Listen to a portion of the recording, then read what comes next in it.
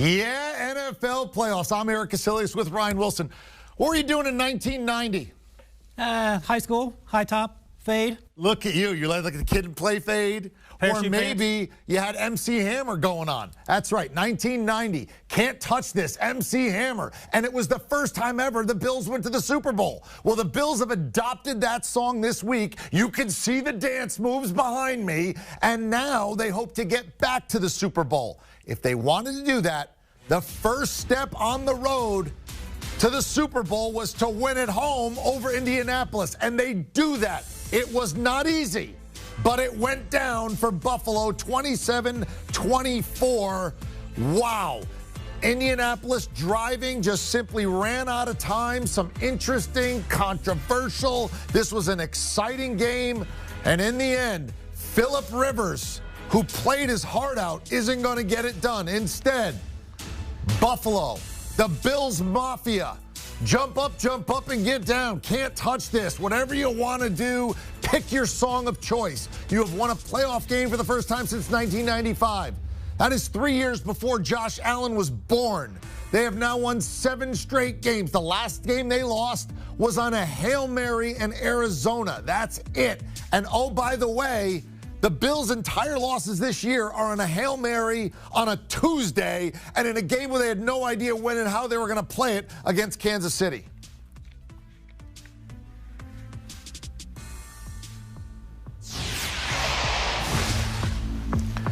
Phillip Rivers trying to get it done in this one. 36 career game-winning drives. Running out of time, less than a minute to go. No timeouts. It's 4th down. What are you going to do? You're going to find Zach Pascal, rhymes with rascal, and the ball's out, and you're thinking if you're a Buffalo fan, that's it. He's down, but he gets up,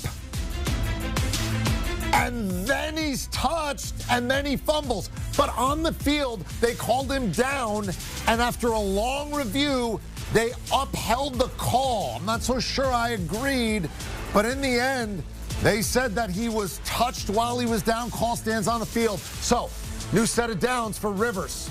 But on 4th and 11, they're out of time. You got to go Hail Mary. Buffalo's like, not another Hail Mary. Yeah, this one's okay. That's it. Buffalo gets the win. Coach Sean McDermott and company advance 24 straight years without a playoff win. And now they get it done. Frank Reich, Bills coach, Colts coach, has to be feeling like, man, what could have been? Phillip Rivers, again, it just doesn't go his way in the playoffs. And Rivers played great today. So did Josh Allen. Josh Allen had 5 plays in this game that were incredible. Now, he did have some interesting moments as well in the 4th quarter. And this is a guy that lost a 16-0 second-half lead last year in the playoffs. And so you're thinking, oh, no, not again, not again, not again, not again. But ultimately, they put it on 17 shoulders, and that 17, Josh Allen 17, gets it done for Buffalo. The great Charles Davis was on the call. We love having him aboard. Charles, this was exciting. It was back and forth. There were wild calls or wild decisions. Ultimately, in your mind, what was the difference in this game? I think the difference is Buffalo's ability to strike, because we had that game where it was tight. Remember, Eric? And Buffalo makes an extended drive in the second half. And then play fake, shot to Diggs, creates the margin. The other part was Frank Reich's decisions to go for a touchdown on 4th and 4, came up short. Blankenship missed the field goal. Those things are going to happen. But then to go for 2, when if you kick the extra point, you're only down 7, you're not really chasing. And it created a little bit of a disparity as they made their comeback as well. So those are things they're going to talk about. Frank Reich has been consistent all year, though, Eric. He's gone for it a lot of the time. He believes in his team. He thought if we didn't get it on 4th and 4, they'd have to go 96 yards. He didn't expect them to do that against his defense, but they did. But Josh Allen, at the end of it, I said in the second half, he was like a 2021 version of a single-wing tailback. When the ball snapped to him, he's either going to throw it or he becomes the primary runner. And that's what he did today. Third-year quarterback, Eric Casillas. having a team put on his back, and he carried them home today. And as a result, they get their first playoff win since 1995. What does Buffalo need to work on or do better if they want to have this kind of celebration again at the end of next week?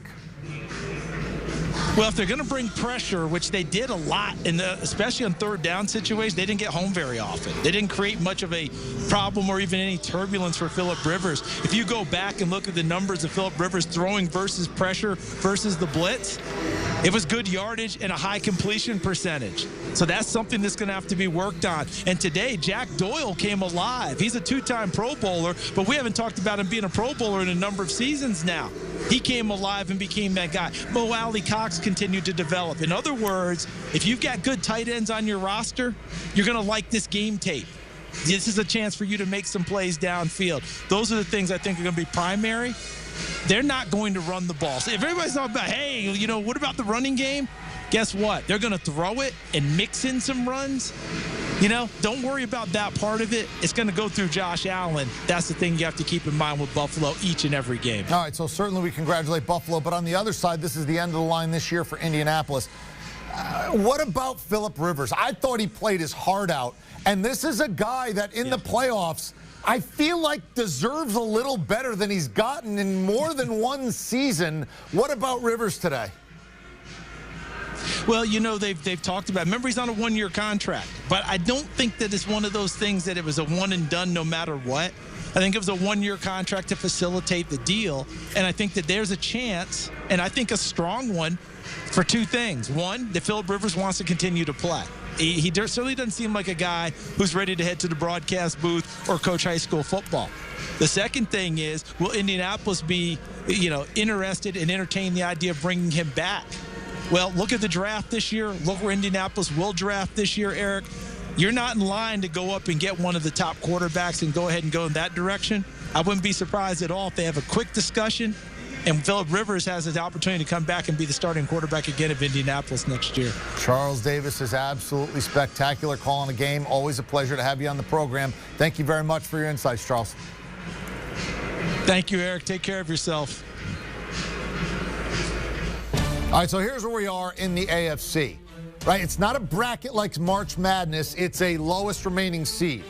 So as the 2 seed, the Bills know they're not going to play the Browns in the next round. If Pittsburgh wins, it's Buffalo-Pittsburgh. If Cleveland wins, and the Bills get the winner of the Ravens and Titans. So they could play any of the remaining teams except for Cleveland that you see right there in that 3, 4, 5, 6 bracket. Afterwards, the Bills, who advance, their quarterback, Josh Allen, with our Evan Washburn. Well, Josh, this fan base had to wait a quarter century for this. This is the first playoff win you're a part of. What were the emotions like down the stretch here? You were not involved in it. Your defense was. Yeah, Evan, obviously started off a little shaky there. Our defense did a great job. Right before half, they were able to turn it into points. That last drive, you know, I can't fumble the ball there, but our defense, again, stepped up, made some plays. It doesn't matter how it looks. It's the playoffs. It's win or go home, and we got it done. We got to turn our focus to whoever we got next week. You're clearly determined here and not overjoyed by this performance, but can you allow yourself to be pleased with the fact that you're able to get this win, not just for this team, but for this fan base? Yeah, I mean, it's been a long time, you know, since Bills Mafia's been able to celebrate like this. But, again, it's one game. You know, I'm just happy for a chance to play next week.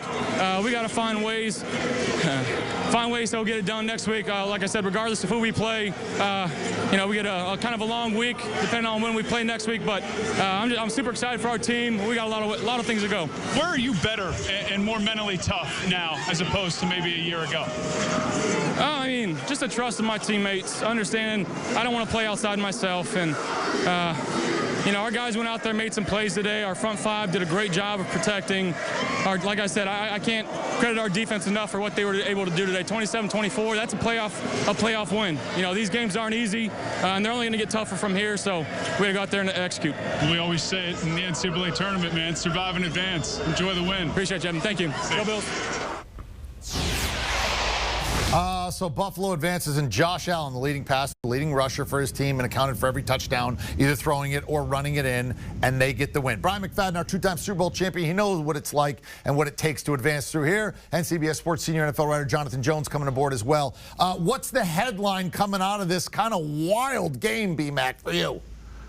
Bend but don't break for Buffalo, especially on the defensive side. I mean, when you watch the ball game and when you look at the stat sheet, you're confused to why the Colts lost this ball game. They had more first downs than Buffalo. They were better on third down offensively than Buffalo. They had more total yards than Buffalo. They had the same amount of penalties. 472 to 397. That was a total yards gain by both offenses. 472 by the Colts. So how did the Colts lose this ball game?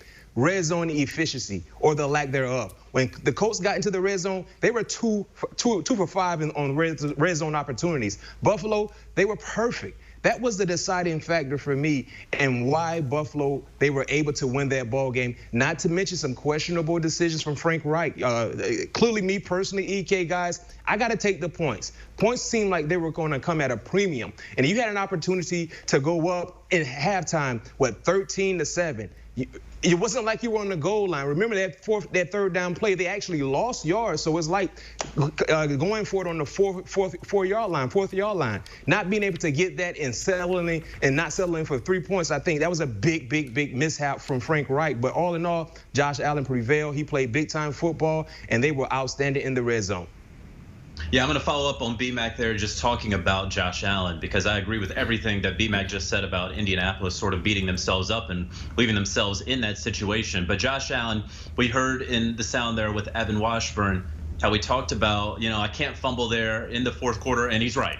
You can't fumble there. You got to protect the football. But that's a blemish on an otherwise very, very solid record from his first playoff victory. This is a guy who, over the past, the 3 years that he's been in the NFL, we didn't see much out of his rookie season. I did not see enough. And then the second year, he made some steps, but then he chokes, obviously, in the playoffs. And he talked a lot about kind of taking his foot off the gas there in the second half against the Texans last year. And then this year, what he has been able to do. And so you just did not want to see that letdown in this game. And I did not. Okay, he had a couple of nerves there in the first series. So what? He got over them, and what he was able to do and deal for 324 passing yards. His completion percentage over expected was about 10%. We talk about the 36-yarder to Stefon Diggs, the 2 sideline grabs by Gabriel Davis. And I don't want to take anything at all away from what Gabriel Davis was able to do there at the end of the first half, getting both feet down, both toes down, if you will, there on both of those completions to go the 99 or so yards for the touchdown.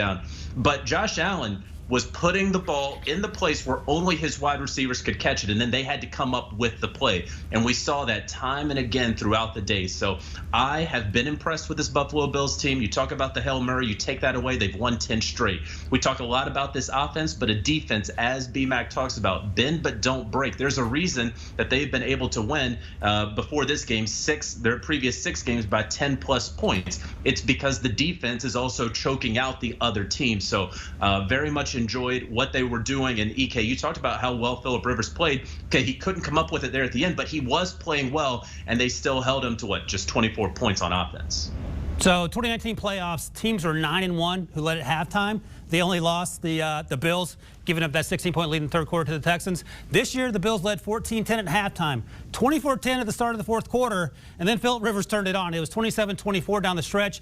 JJ, you talked about that fumble that Josh Allen said he could absolutely not make on that last drive. And if it were not for Darrell Williams, the offensive tackle, number 75, jumping on that ball, we're not talking about all the great things that Josh Allen did today. We're talking about how did the Bills find a way to potentially tie or lose that game late. So I think it worked out perfectly for Josh Allen, his teammates, and he is playing out of his mind. He had 35 attempts today. Only one of those throws was close to being intercepted, and that was eventually an incomplete pass. Everything else was right on the money. Very difficult plays. He pulled them off time and time again, and he is the reason this team is where they are right now. All the credit to him. And EK said it before the game. He thought Phil Rivers was going to have a big game. He did exactly that. I was skeptical. The Colts did not lose because of Phillip Rivers. They lost because of play calling and inopportune fourth down failures at the worst possible moment. Yeah, ultimately, they exercise the playoff demon, as you point out. They find a way to get a win. They hang on, and they move on. Now, B-Mac, having gone through this gauntlet a number of times, twice successfully with Super Bowl championships, do you feel better or worse about Buffalo going forward after today? I feel better. I feel better, and the reason why I feel better is because this was probably the most difficult matchup for them in the first round. The Indianapolis Colts, they're a well-balanced team. And the thing that I like about Indy going into this ball game, Phillip Rivers in the month of December was playing some of his best football. I think he had around 7 passing touchdowns to 1 interception, completed over 70% of his passes. So he was playing lights out, and we saw him display that same skill set in today's matchup. But the reason why I'm hyped and I feel better about Buffalo, they were able to take their best punch from the Colts, that is, right? Buffalo had an ugly, horrible start, first half. Yet and still, they went into halftime up. And then they came back out, put more points on the scoreboard, and then, bam, here come Uncle Phil and the Indianapolis Colts offense. They started to get things going. They started to drive. And guess what? It seemed like Buffalo was starting to get back into that corner. They weren't swinging. They weren't throwing any punches. They were just trying to protect themselves. And then guess who came out to prevail for the Bills? Not Josh Allen. It was the defense.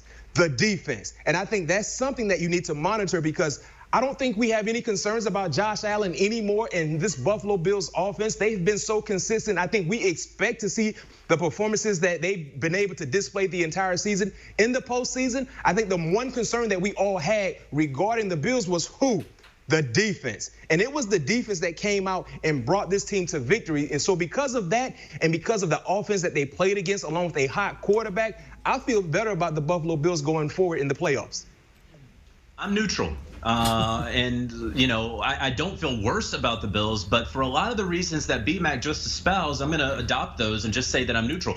I did expect this from the Buffalo Bills. I expected them to win this game. I expected them to dominate. I expect them to go face the Kansas City Chiefs in Arrowhead in a couple of weeks and give them a very, very close ball game. So the fact that they won this game in a close game, maybe suckered the other team into some poor decisions, that doesn't necessarily surprise me. That Josh Allen played a solid game, that's great. Again, has to take care of the football. Ryan makes a great point. If Darrell Williams doesn't jump on that ball, we're having a completely different discussion right now. But instead, you know, that wasn't the play. Now, we can also talk about the referees saying that Zach Pascal was down on that play when he was not down. I don't know what they saw. And, you know, we can talk about home field advantage. Apparently the 6,500 fans there in the old Ralph didn't impact the referee's decision on that play like they were supposed to. That was a stunningly bad call. And on replay, I still can't get over it. However, all those things set aside, I do think that the Bills, again, they were the best team. They didn't dominate in all of the statistical categories, but they did exactly what they have been doing ever since the middle of the season when they got that win over the Patriots to get the monkey off their back in the AFC East. And then they followed it up with a win against the Seattle Seahawks. And then they just said, listen, guys, we don't want to lose anymore. We don't like losing, so we just decided we're not going to lose. And so that's what the Bills have been doing. They're going to win next week, and then they're going to face the Kansas City Chiefs in the AFC title game. Same thing to you, Ryan. You feel better or worse about the Bills? I feel better about the Bills. I'm Switzerland. I can see it either way, which is probably sort of where I would go. Do you feel better or worse about the Bills' chances to cut down the nets, to use a March Madness term, going forward? I'm with B-Mac. I feel better about the Bills. I'm going to use a phrase that B-Mac's heard a million times. Style points don't matter. That's something Mike Tomlin says all the time. It doesn't matter whether you win by 25 or 3, and that's exactly what the Bills did. After 6 weeks of winning by double digits, they came out and won this game in the playoffs. Josh Allen got the monkey off his back, so to speak, in terms of playoff wins. He did it in a mostly fantastic way. One thing about the defense, though, I think B-Mac's exactly right, that the defense showed up late. And JJ talked about that Jordan Poyer play. That, to me, was one of the most amazing plays I saw all day today. We saw a bunch of great plays from both quarterbacks. Poyer waited for Zach Pascal to get up before he punched that ball out. Again, like JJ, I don't know what the referees were looking at. It was an incredibly smart play. That should have been the end of the game. It wasn't. The defense still stiffened. It had to make a few more plays. But the other thing about the defense is they got to get after the quarterback. Phillip Rivers had time back there. He wasn't pressured once all day long. He's 39 years old. Not 9 years old, and I could probably beat him in a foot race at this point. They got to figure that out. But I like everything else they've done. Sean McDermott, the coach, will use this as motivation going forward, and Josh Allen is now playing with a ton of confidence in January. There you go. All right, so Buffalo gets it done. It was not easy, but but they get it done against the quarterback, Frank Reich, who led them to their greatest comeback ever in franchise history. Do you want a sports network that delivers everything that matters about the game? The highlights, the picks, the instant analysis, no yelling, no fake debates, no politics. Hit the subscribe button and never miss a moment.